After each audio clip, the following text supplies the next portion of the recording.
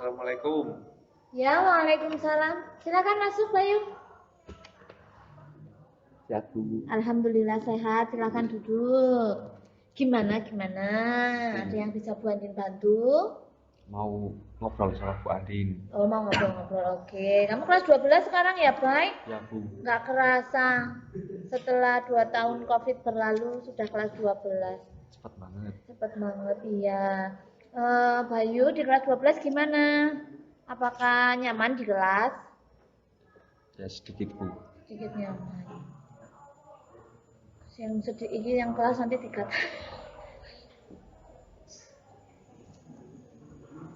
Bayu ngomong apa gitu kalian? Bayu menunjukkan perilaku menyambut baik sudah kondusif. Bayu sekarang kesibukannya apa selain di sekolahan? Ya di rumah. Di rumah biasanya ngapain? Tidur Bu. Tidur? Ya. Kalau nggak ada aktivitas tidur. Belajar apa enggak? Belajar kalau malam. Belajar kalau malam, Ya. bagus sekali ya. Berarti nggak keluar malam ya? Ya Bu. Oh iya, bagus. Oh, Bayu hobinya apa? Hobinya main bola. Hobinya main bola. Ya. Di Man itu juga ada itu ya, klub bola ya? Ada Bu. Ada supporternya juga ada ya? Ya. Iya, Besar. itu besar ya, bagus. Itu dikembangkan supaya menjadi supporter yang memberikan efek yang positif. Gimana? Kamu datang ke sini pasti punya maksud dan tujuan. Ada yang ingin kamu sampaikan ke Bu Andin? Gini Bu, saya ada masalah. Ada masalah apa? Ya. Itu Bu, teman-teman pada ngerokok itu. Teman-teman pada ngerokok. Oh, yang kemarin itu Ya. ketahuan ngerokok, Ya. yang di kamar mandi itu. Ya Bu. Oh iya, gimana? Itu kan sebenarnya saya nggak mau ikut-ikutan Bu, tapi dipaksa lah. Kalau nggak ikut nanti habis mereka dari WC saya dibully, diapain gitu. Oh iya. Gini, Bayu sebelumnya sudah pernah ikut konseling ya? Udah Bu. Sudah. Oh ya, kalau sudah berarti Bu Andin mau mengingatkan sedikit apa itu konseling dan tujuan dilakukannya konseling. Jadi, konseling adalah proses pemberian bantuan yang diberikan oleh konselor atau ahlinya untuk membantu kliennya. Jadi, di sini Bu Andin bertindak sebagai konselor dan Bayu adalah klien. Tujuannya yaitu agar masalah yang kamu hadapi atau yang klien hadapi itu bisa menemukan pemecahan masalahnya dengan baik. Jadi dalam proses konseling ini agar dapat berjalan dengan baik, Bu Andin minta Bayu menceritakan masalahnya yang dialami itu secara terbuka. Bayu paham ya sampai di sini? Oh ya, kalau paham, Bu Andin akan menjelaskan azas-azas atau peraturan selama nanti proses konseling berlangsung. Jadi di dalam proses konseling itu ada yang namanya azas kerahasiaan, ada kesukarelaan, dan ada azas keterbukaan. Ya, tadi kan Bayu menyampaikan bahwa Bayu punya masalah. Ya. Bayu punya masalah, Bayu merokok di kamar mandi, ketahuan oleh siapa kemarin? Sama Pak Saifur. Sama guru, sama Pak Saifur. Merokok di kamar mandinya sendiri atau gimana ketahuannya? Sama teman-teman Bu, tapi yang ketahuan cuma saya. Sama teman-teman, tapi yang ketahuan cuma saya. Bayu saja. Oh ya, terus gimana? Apakah ada tindak lanjut dari Pak Saiful? Ada Bu. Gimana tindak lanjutnya apa dari Pak Saiful? Panggilan orang tua. Panggilan orang tua, berarti kemarin orang tua sudah dipanggil. Sudah. Oh ya, berarti sudah ada tindak lanjut dari Pak Lasimin ya. Tadi di sini Bayu ingin cerita dengan Bu Andin. Oke. Oh Bayu, kalau merokok di kamar mandi itu berapa anak? Ya kadang 4 sampai 5. 6. 4 sampai 5 sampai 6. Ya, makanya baju ini sampai bau rokok gitu Bu. Asapnya mengepul. Berarti satu kamar mandi itu bareng-bareng? Iya. Berarti permasalahan yang kamu hadapi ini adalah melanggar tata tertib madrasah, merokok di kamar mandi. Terus kemudian kira-kira kamu apakah merasakan nyaman dengan merokok seperti itu atau ada perasaan deg-degan? Ya was-was Bu, buat khawatir ada guru gitu, malah beneran ada. Benar ada itu Iya. cerita ketahuan sama Pak Saifulnya gimana? Ya, ke pertama itu beli rokoknya di luar, ada Ya. 2 orang keluar gitu. Terus masuk itu satpam paling ya udah curiga lah. Terus ke WC-nya itu bareng-bareng Bu, kayak rombongan gitu masuk WC. Sekitar 10 anak, tapi 10 dibagi 2 WC gitu. Terus kan ada orang lain mau pakai WC, tapi dipakai terus nunggunya lama. Nah itu pas yang udah di WC sebelah udah selesai itu mungkin ada yang WA atau gimana, ada guru itu terus pada keluar. Nah keluar saya yang paling belakang, terus saya yang kena. Oh, jadi yang lainnya berhasil kabur, Ya, sedangkan kamu keluarnya paling belakang sehingga yang ketahuan hanya saya, kamu. Itu kamu merokok di kamar mandi, apakah ada keinginan sendiri atau seperti apa sehingga sampai kamu merokok di kamar mandi? saya diajak teman-teman Bu. Diajak teman-teman. Kalau nggak ikut nanti kira nggak solid lah, bagaimana gitu. Berarti di sini kalau kamu berarti bisa menyimpulkan sebenarnya kamu ada hasrat, ada keinginan untuk merokok di kamar mandi enggak? Tidak Bu. Tidak ada. Berarti cuma menuruti ajakan teman saja. Iya. Kalau tidak mau nanti takutnya tidak dianggap sebagai setia kawan, Iya. tidak solider. Begitu. Iya Bu. Oh ya, berarti kan ini yang harus kita selesaikan dulu. Bahwa kamu tidak enak untuk menolak ajakan teman ketika diajak merokok, itu adalah suatu pemikiran yang irasional. Dengan adanya anggapan bahwa kalau menolak ajakan teman itu nanti dianggap tidak setia kawan, dianggap tidak memiliki solidarisme. Itu adalah pemikiran yang irasional. Nah, itu yang akan kita rubah. Pemikiran kamu yang seperti itu yang akan kita rubah. Terus kemudian Bayu, ketika kamu setelah merokok di dalam kamar mandi, akibat apa yang ditimbulkan dari perilaku yang seperti itu?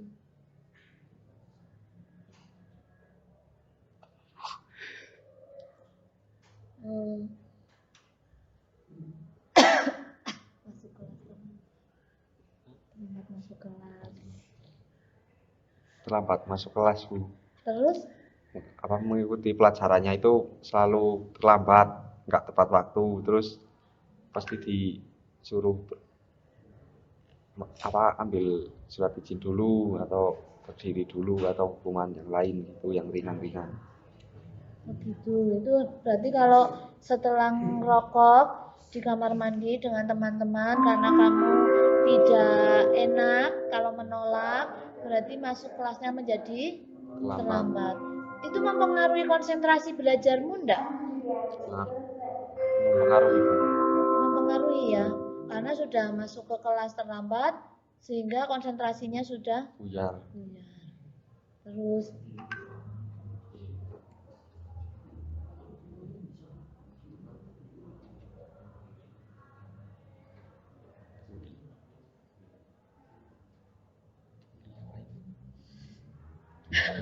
aku grogi. Tulisannya nggak kenal. Saya jadi dibully teman-teman. Saya juga dibully teman-teman Bu. Maksudnya? Ya di kelas gitu. Kalau nggak bawa rokok dari rumah gitu dibully, suruh beli, suruh ke warung itu saya. Kan kayak gitu kan, kalau harus kan udah beliin tapi nggak ikut kan nggak apa-apa Bu, tapi Oh iya, berarti yang bawa rokok dari rumah kamu. iya. Kalau nggak bawa rokok, kamu dibully. Berarti sering disuruh-suruh ya, tadi kamu menyampaikan seperti itu ya. Iya. Harusnya kalau sudah bawa rokok tapi tidak ikut tidak apa-apa. Itu pemikiran kamu tadi menyampaikan seperti itu. Ya, gini.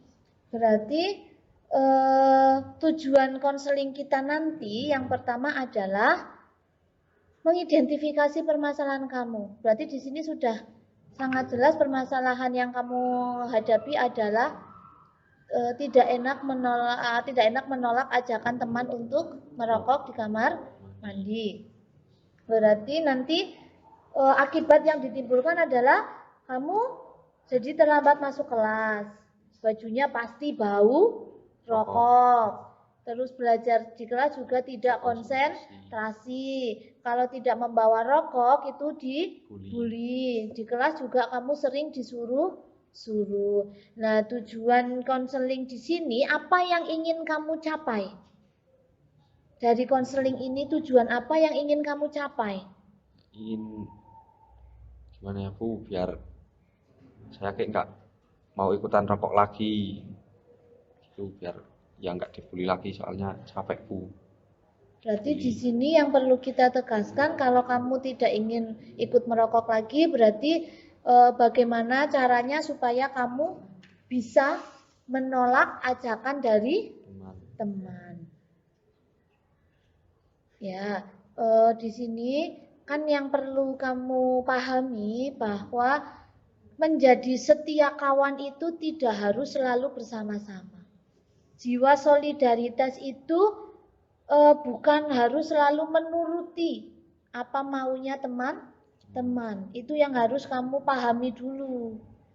Ya, berarti di dalam proses konseling ini Bu Andin akan menggunakan menggunakan pendekatan rasional emotif behavior terapi, di mana nanti teknik yang Bu Andin gunakan adalah teknik assertive learning.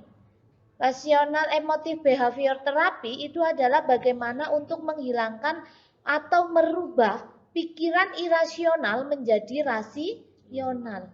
Dan nanti kita akan belajar teknik assertive learning, yaitu bagaimana bisa mengungkapkan perasaan yang kamu alami. Jadi pemikiran irasional di sini yang harus kita rubah. Sampai di sini Bayu, apakah bisa memahami nanti apa yang akan kita lakukan pada hari ini? Bisa Bu.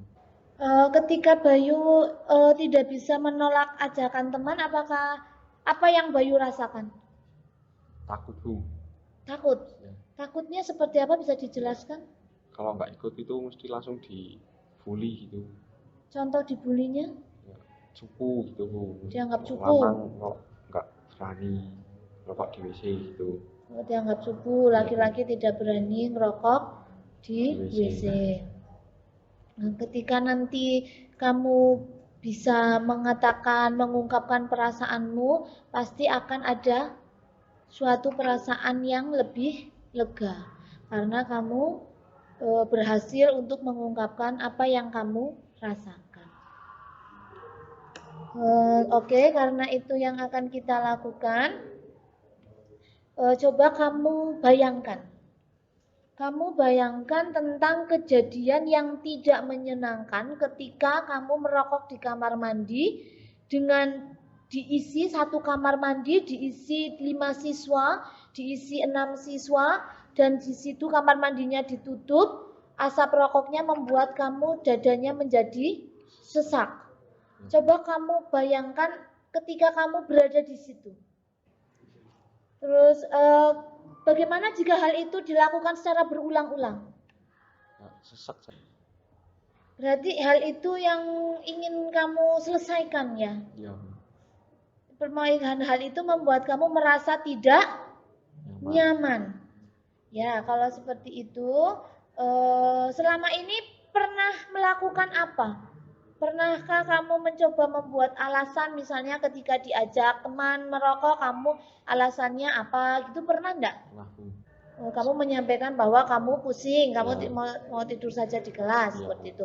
Ya, bagus sekali. Berarti itu salah satu langkah pertama yang sudah kamu ambil. Cuman di sini kamu berkeinginan untuk berani ya, berani menolak, bukan hanya sekedar memberikan alasan saja.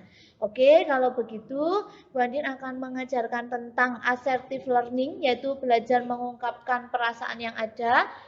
Bisa berdiri, ayo. Oke, bagus. Di sini kita akan belajar lagi mengungkapkan perasaan bahwa kamu ketika merokok di kamar mandi itu adalah merasakan dadanya sesak dan nafasnya menjadi terengah-engah. Tadi kan baru disampaikan bahwa tidak berani. Baru disampaikan nggak berani. Cemen pahala. Nah, di sini kita akan berlatih lagi supaya kamu bisa menyampaikan apa yang kamu rasakan. Oke? Siap? Oke, tadi kamu sudah berusaha untuk menyampaikan bahwa dianggap cemen, dianggap cupu, nggak apa-apa, tapi coba lebih digali lagi perasaannya. Supaya berani menyampaikan bahwa dengan halus. Maaf ya, kalau saya merokok di kamar mandi, nanti dadanya saya sesek. Gitu ya? Silakan duduk. Berarti menyampaikan apa yang dirasakan. Perlu Bayu pahami, tadi itu pemikiran yang irasional adalah tidak mau menolak ajakan teman karena dianggap tidak setia kawan. Nah, itu salah satu sikap atau pemikiran yang irasional, kesalahpahaman yang ada di dalam pikiran kamu. Ya, kamu tadi juga sudah mengungkapkan ke temanmu bahwa setia kawan itu tidak harus ditunjukkan dengan hal-hal yang negatif dilakukan secara bersama-sama.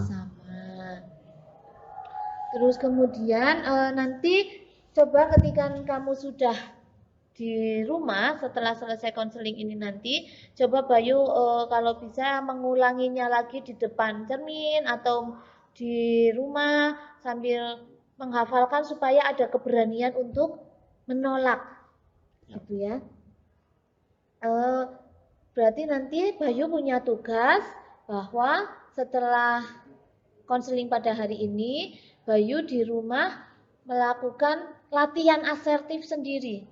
Bagaimana cara supaya bisa berani ketika ada teman untuk mengajak merokok.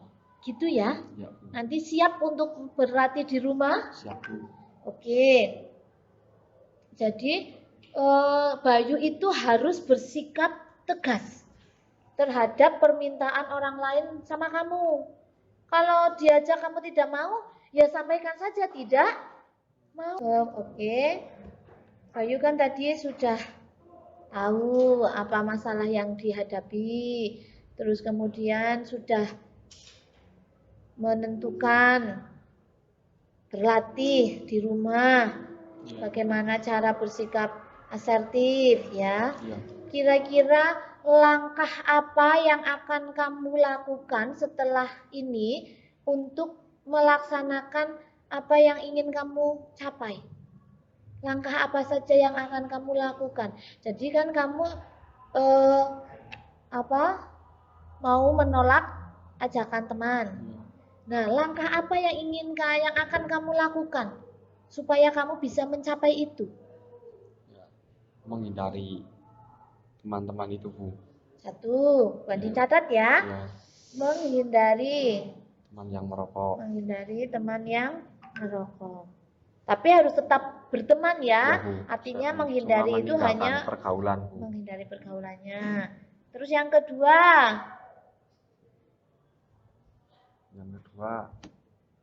Ya kalau disuruh beli rokok itu langsung diam pergi aja gitulah. Oh ya, yang kedua, langkah yang kedua adalah kalau disuruh beli rokok lebih baik diam atau pergi saja. Buat dicatat ya, atau pergi saja. Yang ketiga, langkah apa yang alternatif pemecahan apa yang akan kamu ambil? Ininya udah gak mau ngerokok, Bu. Kalau dipaksa ikut ya saya mau gimana caranya tetap mau nolak, Bu. Oh ya. Yang ketiga adalah sudah tidak mau merokok. Kalau diajak, bagaimana caranya untuk Menolak. Kalau diajak, akan Menolak. menolak. Karena kita tadi sudah belajar asertif ya. Asertif itu adalah mengungkapkan perasaan yang kita rasakan. Mengungkapkan apa yang ada di dalam pemikiran kita. Ya, tadi kamu sudah menentukan 3 langkah alternatif pemecahan masalah. Ya, kalau seperti itu tadi sudah sangat jelas sekali dari awal sampai akhir. Ada pemahaman baru apa yang kamu dapatkan dari proses konseling ini? Harus berani mengungkapkan isi hatinya buat menolak ajakan merokok. Bagaimana perasaan kamu setelah melaksanakan proses konseling ini? Plong Bu, mungkin bisa ngomong ke teman-teman, mengungkapkan ke teman-teman. Menjadi plong, menjadi lega ya. Ya. Action apa, tindakan apa yang akan kamu ambil setelah melakukan proses konseling pada hari ini? Ya, saya harus bersikap tegas sama teman-teman. Bersikap tegas terhadap teman-teman. Ya, kalau seperti itu kita sepakati nanti kita akan mengadakan konseling yang kedua. Mau hari apa, Bayu? Biasanya teman-teman itu ngajak ngerokoknya apakah setiap hari atau tidak? Setiap hari, Bu. Ya, karena kita tadi sudah belajar teknik asertif, berarti kita nanti konseling lagi yang kedua. Kira-kira mau kita sepakati akan ada konseling yang kedua lagi hari apa? Ya? Jadi nanti kita akan bertemu kembali dalam proses konseling yang kedua di hari Rabu tanggal 19 Oktober. Nanti Bu Andin akan mengevaluasi bagaimana asertifnya, apakah kamu sudah lakukan berhasil atau belum, apakah 3 langkah-langkah yang tadi sudah kita sepakati bersama. Yang pertama, menghindari teman yang mengajak merokok. Yang kedua, kalau disuruh beli rokok lebih baik diam atau pergi saja. Langkah yang ketiga untuk memecahkan masalah kamu adalah sudah tidak mau merokok lagi, dan kalau mau diajak untuk tegas menolak. Nanti kita evaluasi apakah langkah-langkah yang kamu alternatif pemecahan yang sudah kita sepakati, yang kamu sampaikan tadi, apakah sudah terlaksana atau belum. Oke Bayu, ada yang mau kamu sampaikan lagi? Sudah cukup ya. Habis ini pelajaran apa? Pelajaran bahasa Inggris. Pelajaran bahasa Inggris ya, nanti langsung kembali ke kelas saja. Kalau ditanya sama guru, Bayu dari mana kok terlambat masuk kelas? Ya jawab saja baru dari BK bertemu dengan Bu Andin. Gitu ya. Oke Bayu, terima kasih atas hari ini. Terima kasih sudah menyampaikan permasalahan yang kamu alami. Semoga dengan proses konseling pada hari ini bisa membantu mengatasi permasalahan yang kamu alami. Bisa kembali ke kelas. Bu Andin akhiri. Assalamualaikum warahmatullahi wabarakatuh. Waalaikumsalam warahmatullahi wabarakatuh. Ya, silakan bisa kembali ke kelas.